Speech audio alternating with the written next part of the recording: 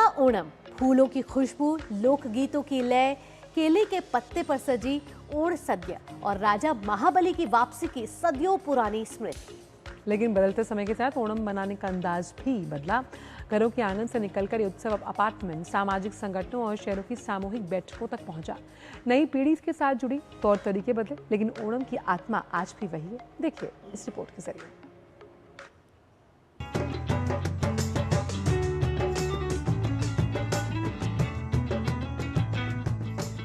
ओणम केरलम के लिए सिर्फ एक त्योहार नहीं, मिलने मिलाने, साथ बैठने और अपनी जड़ों को फिर से महसूस करने का अवसर है।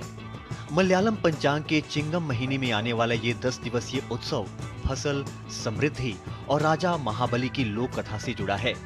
मान्यता है कि महाबली अपनी प्रजा से मिलने हर वर्ष लौटते हैं। इसी स्वागत में घरों और सार्वजनिक स्थानों पर पुक्कलम सजते हैं और उत्सव का रंग गहराता जाता है। लेकिन शहरों में ओणम की तस्वीर बदल रही है।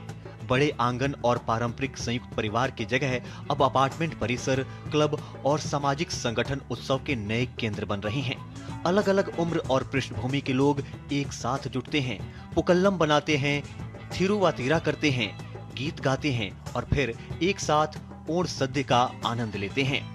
यानी जगह बदली, लेकिन साथ होने की परंपरा नहीं बदली। नई पीढ़ी भी इस बदलाव की कहानी का हिस्सा है। जेन जी और जेन अल्फा के युवा पारंपरिक केरल परिधान पहनकर लोक नृत्यों में शामिल होते हैं। शहरों में घर पर पूरी ओणसद्य तैयार करने की जगह कई परिवार होटल और रेस्तरां से पारंपरिक भोज मंगवाते हैं। तकनीक और सुविधानिक तरीका तो बदला है, लेकिन केले के पत्ते पर सजी थाली, फूलों की रंगोली और परिवार सामुदायिक मिलन अब भी उत्सव के केंद्र में है। ओणम की खूबसूरती इसी मेल में है।